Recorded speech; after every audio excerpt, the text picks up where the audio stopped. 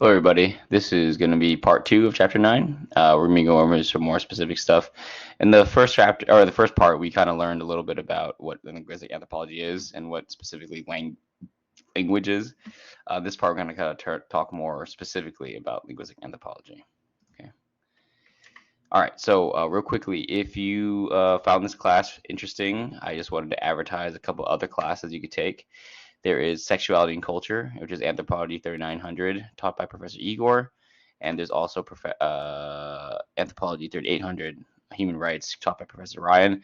These are both really fun anthropology classes. If these sound like something you'd be interested in, please sign up for them.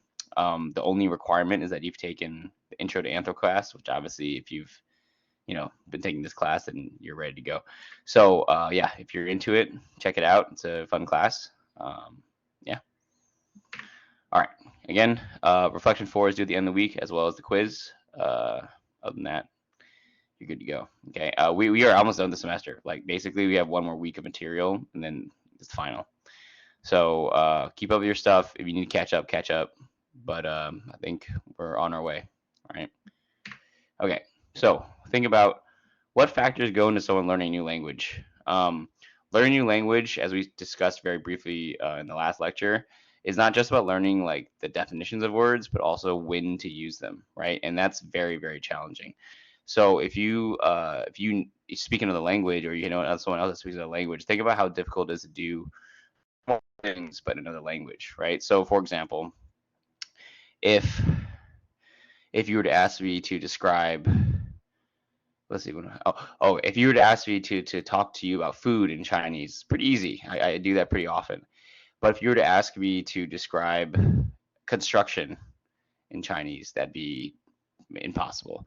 Or politics, or weather, or whatever, right? In Chinese, that'd be very difficult. Why is that? It's not because I don't know necessarily the words, but I don't know how they go together, right? And not only that, but also on top of that, when we're talking about things like going for a job interview, things like taking a cab, going to a grocery store. These are all things that are more difficult if you don't speak. Sorry, these are all things that play into knowing when to use certain words, not just the definition. Okay, very good. Let's go into it. So, learning language. Children learning languages develop an understanding of the rules of grammar and speech appropriate to a social context. This can be broken up into linguistic competence, which is the mastery of adult grammar, and communicative competence, which is the mastery of adult roles for socially and culturally appropriate speech. Okay, so linguistic competence, communicative competence are kind of like two sides of the same coin. Linguistic competence refers more to the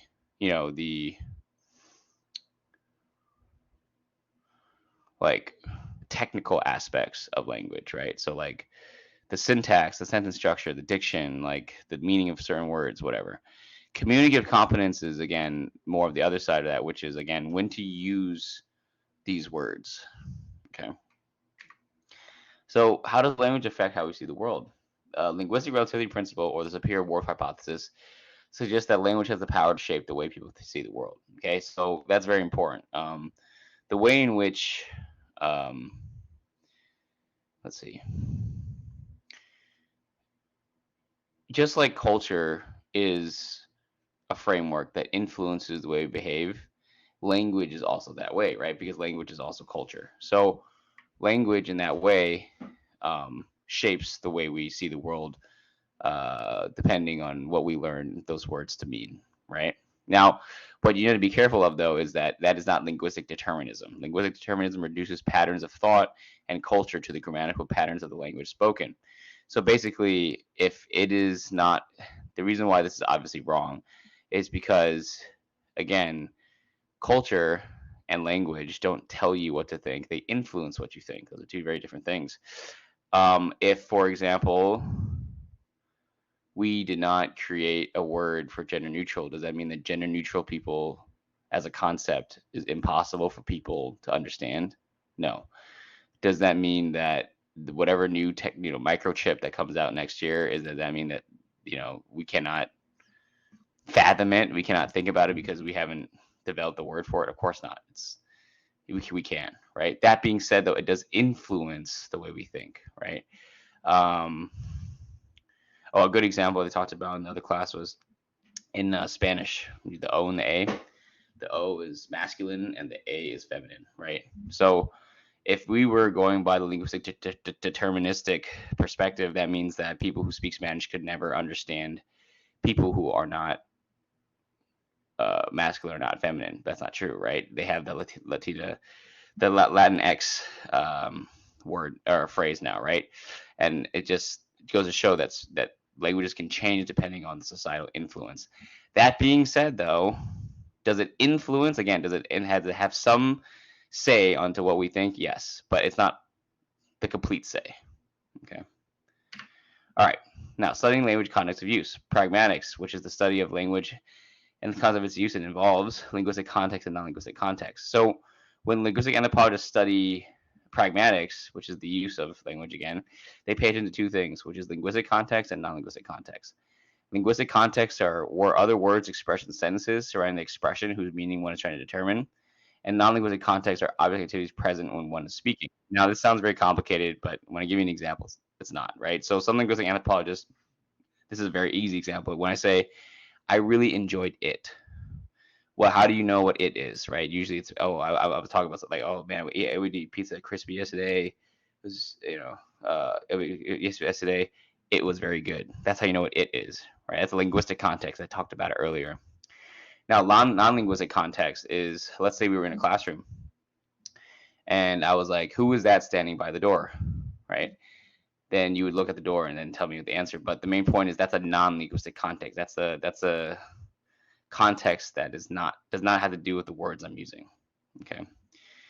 The word discourse. Discourse represents a stretch of speech longer than a sentence, united by a common theme, any type of back and forth. So discourse is any kind of like conversation back and forth. So like if I were to talk to you and we were talking back and forth, that's a discourse. If I posted something on Facebook and you responded, that's a discourse. If I wrote an article, an academic article talking about how good apples are for you, and then you wrote an article about how bad apples are for you, and we went back and forth, that is a discourse. Okay, that's any kind of back and forth. Now, let's watch this little video right here. Just want you to have a little fun. Let's see. Let me share it real quick. Okay. All right, I'm gonna mute myself. Yeah. Hold on. Actually, yeah. Can you give me your best price? But if you want to buy, if you don't want to buy, I don't want to talk to you. I don't want to buy. I don't want to buy. See, you don't want to buy, you ask me. I asked you for the price. You want to buy? No, I don't. You don't want to buy, why you ask me?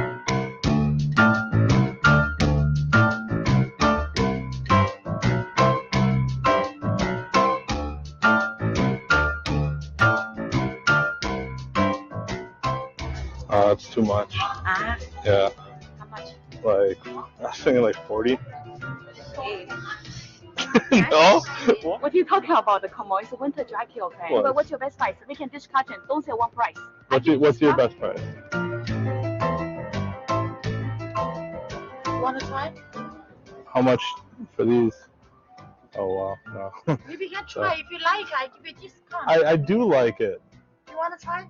I like it. Now, how much you want to buy now? It's too much. It's way too How much. much do you want to buy? I ask you. This Jordan, you're not gonna like it. First, do you want to try? No, I don't want to try. How much you want? You're not gonna like it. How much for the Jordan? If you want to buy, give me price. I was gonna say 200. US dollar? No. Euro? No. This Jordan, do you know? Yeah, I know. Lady shoes, how much? not- Slipper, how much? You know slipper, how much? How much? Like Slipper, 20? 500. Ooh. Yeah, I don't like Nah. that. How much your best price? Nah, I'm good. I'm How good. much you give me your best price? I'm good. I'm good. Okay, I give you best price you want. What's your best price? Where from? Where do you think I'm from? I'm thinking. You guess. Yeah. You want me guess? Yeah, you guess. No country. No country. I'm an alien. My last price is this. I give you this, okay? No. How much you give me your You best just price? went down. I'm Can you give me your best price? Yes, 200. I give you. 200. I say best price. If you keep That- one that- price, nobody sell for you Oh. for Jordan. That Not is- the lady shoes, not the baby shoes, not the socks. You understand? That is my This best. is Jordan. It's a high top not sleeper. Okay, I'm just saying Can you that's give my me your best. best price if you want to buy? If you don't want to buy, I don't want to talk. If I you don't want to really, buy. I don't want to buy. see, you don't want to buy, you ask me. I just asked you for the price, Do you want to buy? and then you. No, I don't. You don't want to buy, why you asking? Well, I do. I did want to buy, but now I don't. How much you give me your best price? I'm good. I'm good. I'm good. How much your best No, price? I'm good. I'm good. I'm good. No, no, no. No, no, no. 200. My last price is this. I no give you this price, no see this. This is my cost price I give you. You know why? You are very handsome. You have a okay. girlfriend? Yeah. How much is the price? Oh, too much. No, I'm good. It's way too much.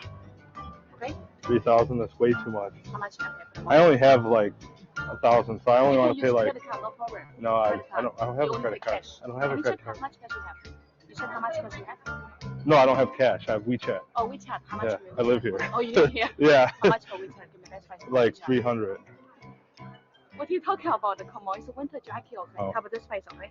That's too So much. what's your best price? Seriously. Like serious 300. No, that's really impossible. Really impossible. Okay. What's your market That's price? all I wanted to pay Give me a though. little bit more. No, nobody gives me That's all I wanted to pay. So what's your final price? A little bit more. You remember this kind of way? Give me 300, guy.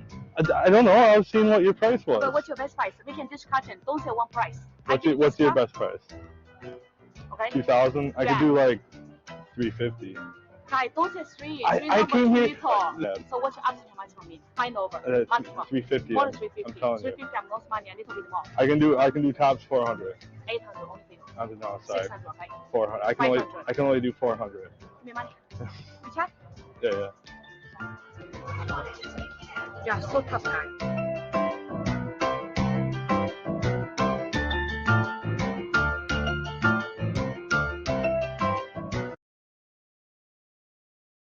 All right, so that was the quick video. Interesting for a couple reasons, but I'm gonna first talk about let's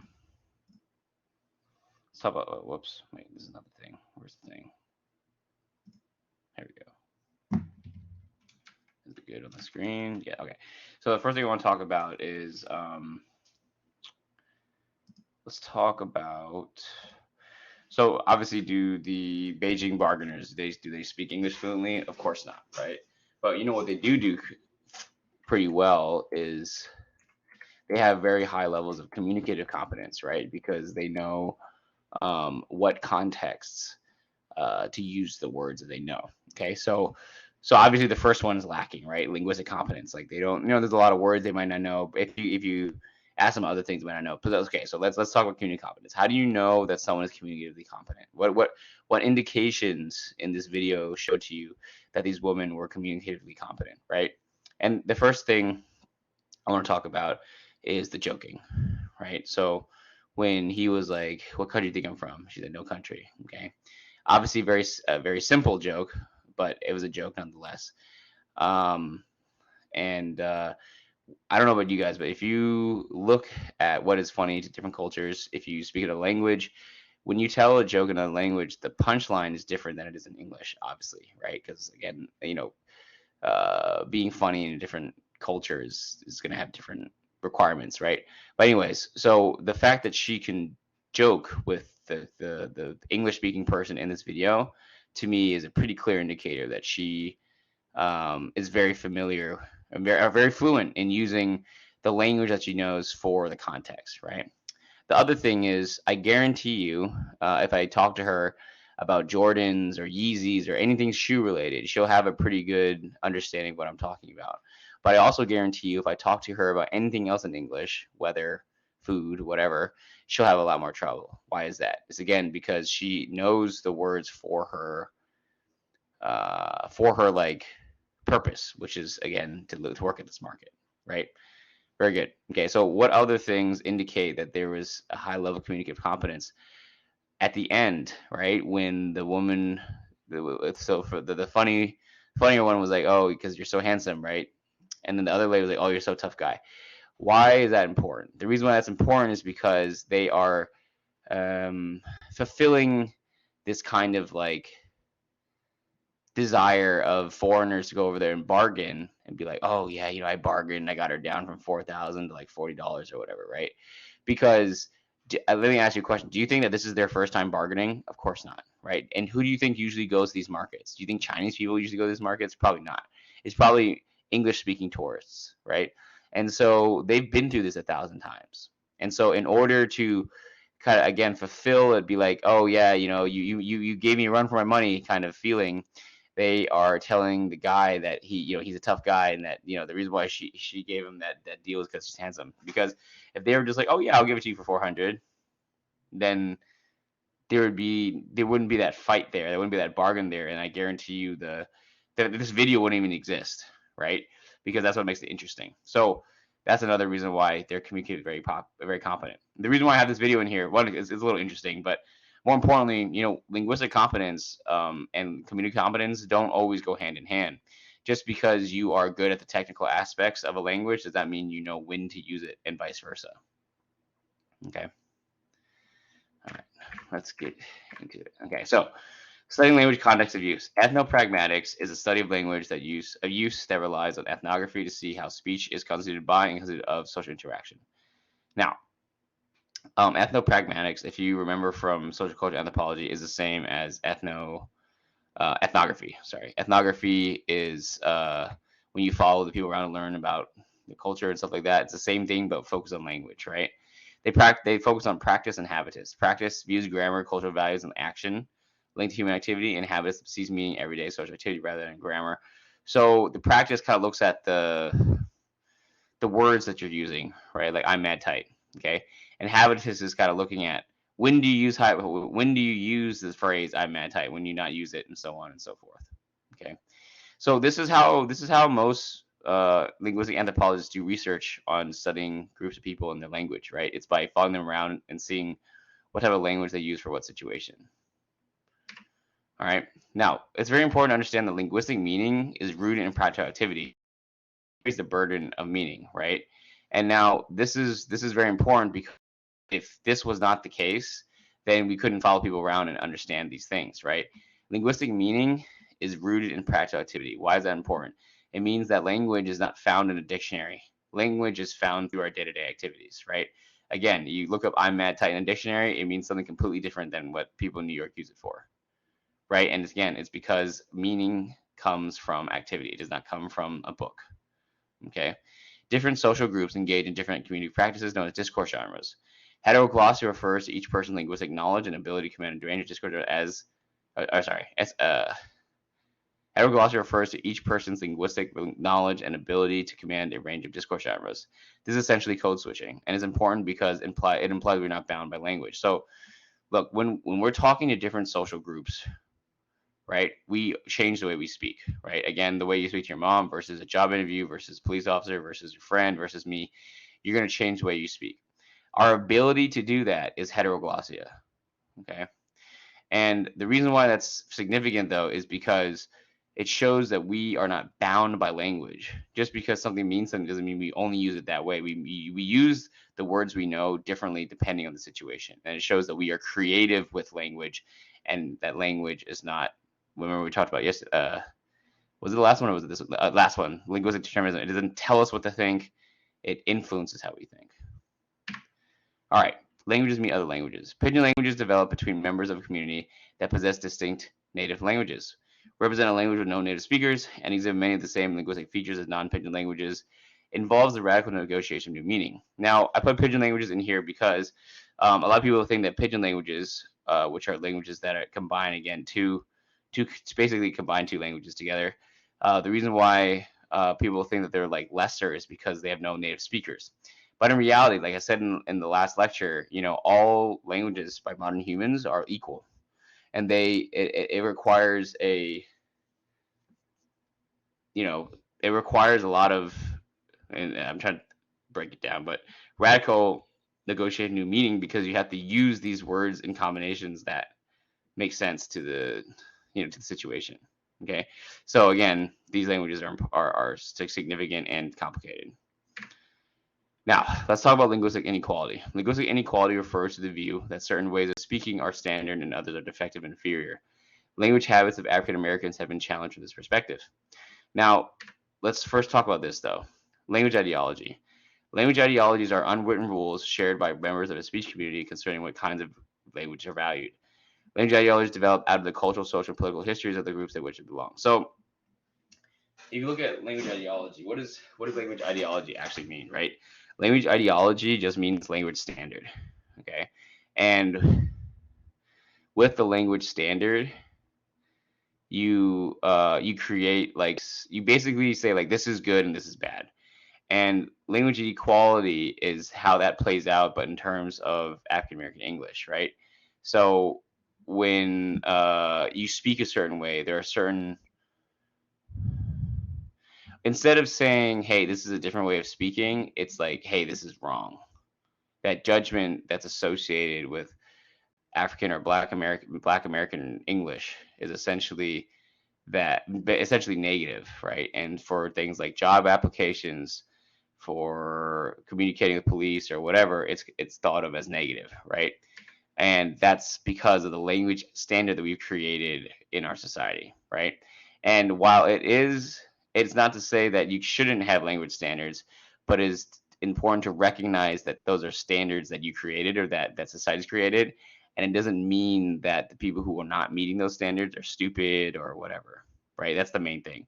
It's just again, it's like the ethnocentrism versus the being culturally relativistic thing, right? It's like it's not it's different when you say, hey, those people are loud and they are rude, they are this and that, versus hey, those people are loud and that's just how they talk, right? You see the difference there? Okay, so that's the difference right here. Let me skip this one. The main point here is that basically what happened was the Kaluli, the missionaries took over the Kaluli and they like, educated them and they replaced all their they basically used their own words and textbooks and stuff to educate Kaluli, and they in all of the texts they referred to Kaluli as like negative, and a lot of the Kaluli ended up hating themselves because of the words they used and the way they were taught.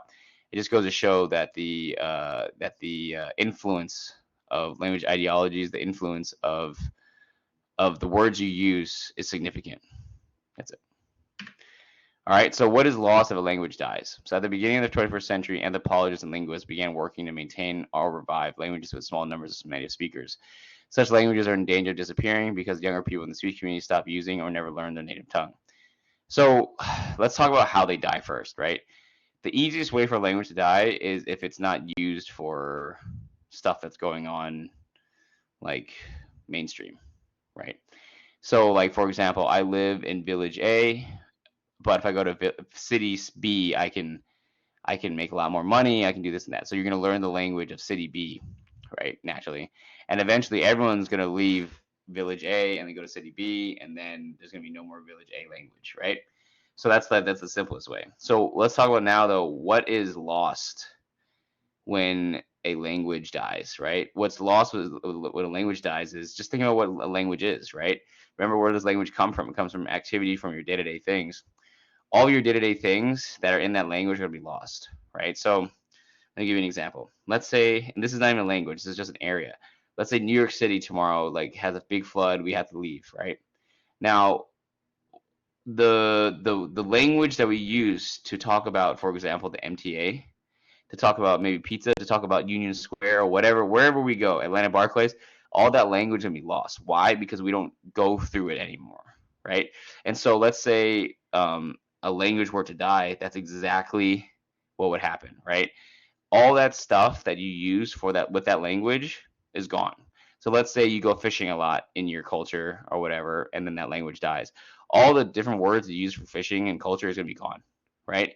And what makes it even more challenging, again, is that remember you being fluent in a language is not just knowing the definition of words, but how to use it, right? So if there are like 20 different words for how to hunt a whale, if you don't hunt a whale, you're gonna freaking lose all those words, or they're not even gonna make sense, right? Either way, that's what you lose when a language dies. It's not just the language itself, but the context that comes with it. Okay, so full circle. What factors go into someone learning a new language? The biggest thing I think is context, right? Everyone knows that when you learn a new language, you have to learn the definition of this, the definition of that, but very few people talk about when it is appropriate to use certain words, and that's really what is difficult about learning a new language. Okay. All right. Again, reflection 4 is due. The quiz is due at the end of the week. If you have any questions, just shoot me an email, raymond.fong@kvcc.cuny.edu.